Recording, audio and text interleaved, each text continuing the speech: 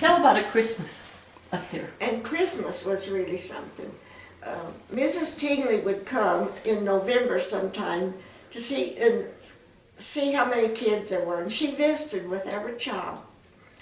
And then she would get a pickup load of toys so that every child got at least 10 things, probably. Every girl got dolls and the boys got trucks or whatever.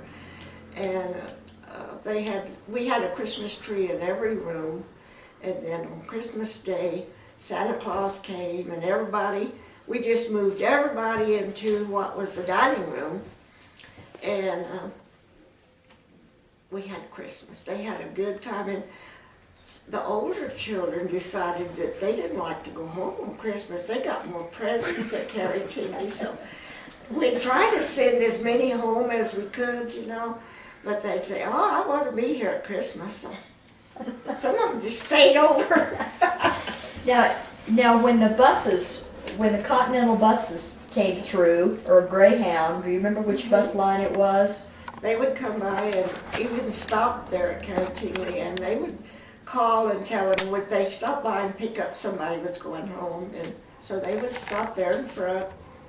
And also the Greyhound bus brought the movies, and they brought those real movies up. So every Saturday, afternoon, the kids had a real movie. Because up on the stage, they just pulled down this screen, and so we had a real movie, and the employees could come that night and see the movies they wanted to. But everybody that could went to see the movie on Saturday. Now the fiestas. Tell about the fiestas. At fiesta time, Ralph Edwards came, and every year he came, and he would bring all of his guests with him, the stars, and they went around and talked to all the kids, and brought them gifts and things, and oh, they couldn't wait. We took everybody outside to see the parade, and then we'd bring them back inside, because then Ralph Edwards, as soon as the parade was over, then he'd come up there. So we had everybody back in the dining room again so they could see Ralph Edwards. And all the stars talked to everybody and signed autographs and gave them pictures to the bigger kids. So Fiesta was a big thing. And I think there was the history of how Fiesta, the parade, always started at Carrie Tingley Hospital, and now, with it being the Veterans Center, they still go? I think they still go around there. And they also push the different veterans out so they can enjoy the starting of the parade there. So that's the history of where the parade starts. Starts right there. Why did they move Carrie Tingley? Well, we had always sent children out if they had a heart condition or you know, something that was not orthopedic, or not a polio, or not a cerebral palsy, a crippled children, you know, if they had other problems. And because we didn't have those specialists there, we had a pediatrician, but and the rest were all orthopedic doctors. So we always sent them up to Albuquerque. Well, they decided, the board and some of there were other doctors from Albuquerque that oversaw the program that we had there at Carrie Tingley, and they decided that we needed more specialists, and that the thing to do was to move the hospital to Carrie Tingley. So the board went along with what the doctors wanted, and it was Governor King was governor at the time. And all the employees, we were just saying, no, no, no, you know, no, because there were our jobs and everything. And they said, well, the hospital needed a complete overhaul. It needed new plumbing, new electricity, because it had been built in 37, 36, 37. It was opened in 38, I think. It was opened in September of 38. So everything needed to be redone, and so they decided to move it to Carrie Tingley. Move Carrie Tingley to Albuquerque. And if you wanted to, you had a job. If you wanted to move to Albuquerque, you had a job, and you could be doing your same job up in Albuquerque. So a lot of the people who worked in the clinic, because they were still going to have their clinics up there, a lot of them went, some of the nurses, but mostly like medical records and girls that worked in administration. There was no, the brace shop also, there was going to be a brace shop up there, so the brace shop boys went. And I don't think, there wasn't anything for the kitchen to do. So those girls none of those girls went. And not too many of the nurses went. A lot of them were getting close to retirement. They had been working there since the hospital opened, and so they were retiring, so not too many of the nurses went. And the hospital that the board bought for Carrie Tingley was an osteopathic hospital that had been condemned. I don't know what they were thinking. But anyway, so nothing worked. But that's where they moved to.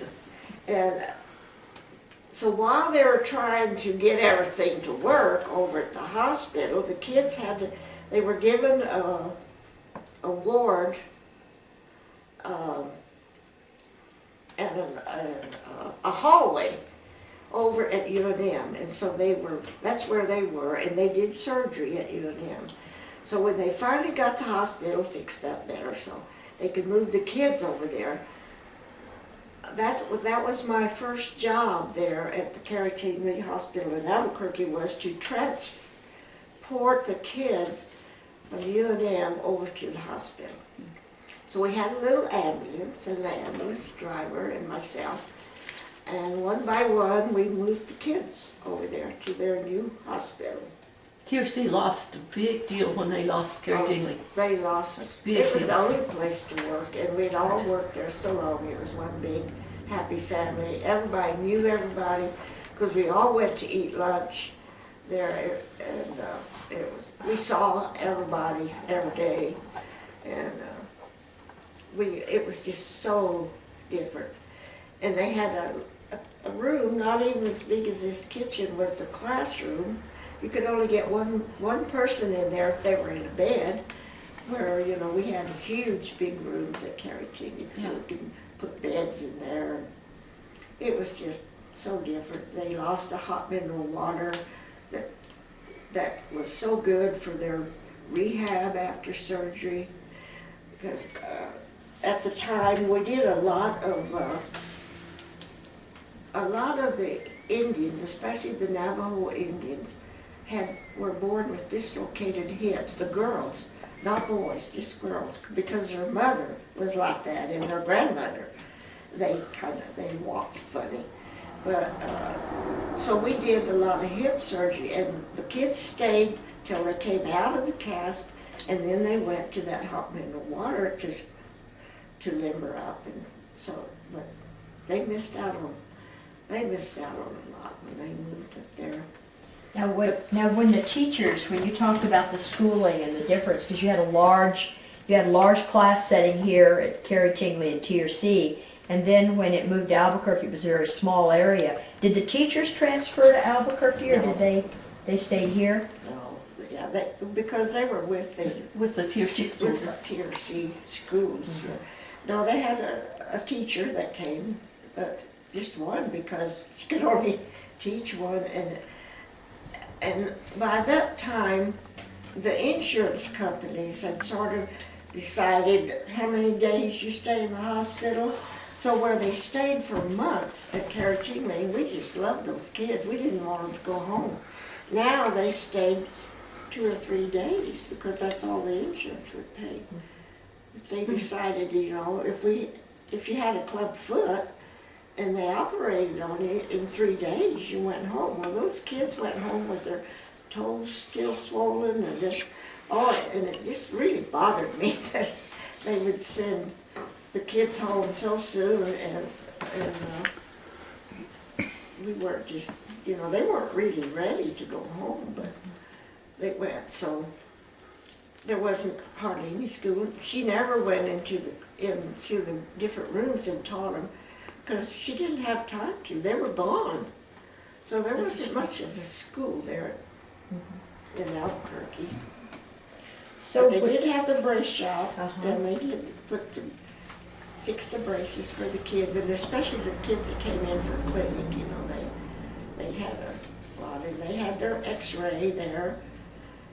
And, Well, they just took a good thing and ruined it. yeah. describe a day of clinics, because I think you said that the days were very long and that there was always, for the nurses that stayed the longest at the end of the day, they always had a very pleasant surprise at Yes, you did. Well, that was at Carrie Tingley here.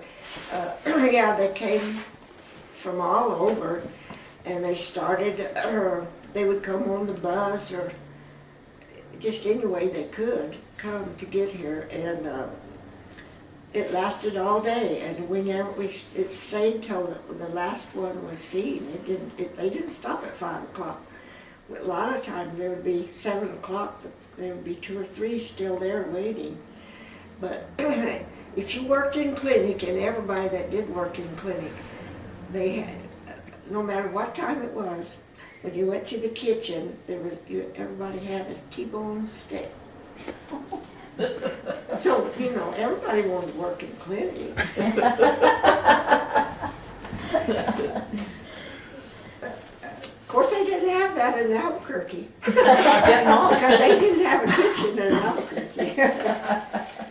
Well, you know, I used to work recreation in the summertime at Carrie Tingley, and it was such a personal thing. The janitors would come in and play with the kids, and the guys out in maintenance would come in and play with the kids, and you know, it was just such a personal thing, and it's so sad that it's not.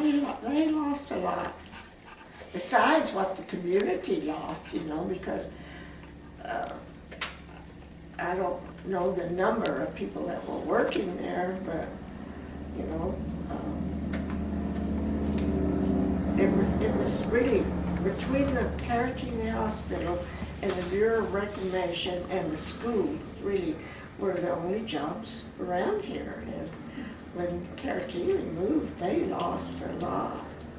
Yeah, we noticed this. I was thinking back when you were talking about that. That was one of my first years at Array, and that we saw a dip in the number of students in the school district because families that had children in the public schools had opted to move, and some of the folks that took an early retirement and stayed, their children were already out of school. So